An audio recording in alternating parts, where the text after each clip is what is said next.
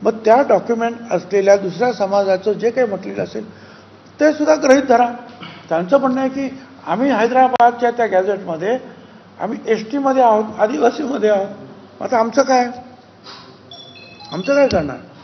तुम्ही ते मान्य केलं ना, तिथली कुणबी इथे कुणबी केलात, मग तिथली ST तिथे ST करा.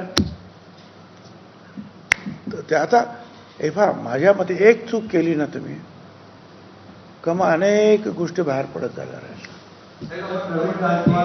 संदिग्धता सरकारने याच्याची संदिग्धता एक तर दूर करावी, अन्यथा हा जी मागे घ्यावा आणि आपण दुसरीकडे पत्र पण दिलं. आपण काही सरकारला टाइम बाउंड देणार आहात की आतापर्यंत? सरकारला याचं महत्त्व कळतं.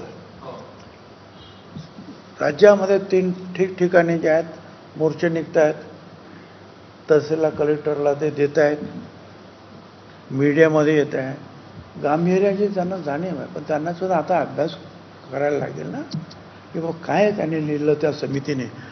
त्यावेळेला तो जो काही दबाव घाई शब्द मी वापरला, जे काही तयार झालं हे काय केलं आणि आता याच्यातले जे काही प्रश्न निर्माण होतात त्याचं उत्तर काय शोधून उत्तर देतील. हैदराबाद आणि सातारा गॅझेटियर जे आहे ते लागू करावं अशी जरांगींची मागणी आहे.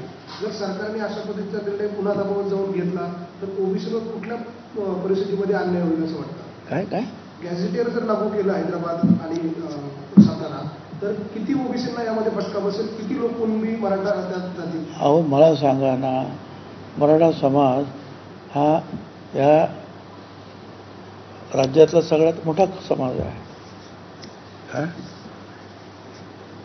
आता मला सांगा, माझ्याकडे एवढ्या खुर्चीवर तुम्ही बसलेले आहेत, आता आणखीन 20 लोक इथे येऊन बसले आणि ते म्हणजे आम्हाला बसायचं तर तुम्हाला उठावं लागेल राव.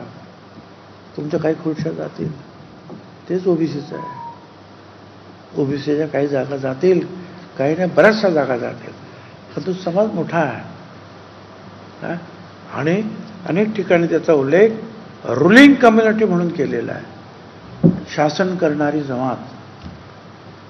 मला सांगा, ते असे सगळे लोक आले तर अर्ध्यापेक्षा जास्त तुम्हाला उठावं लागेल ना इथून. त्यांना जागा खाली करावं लागतील.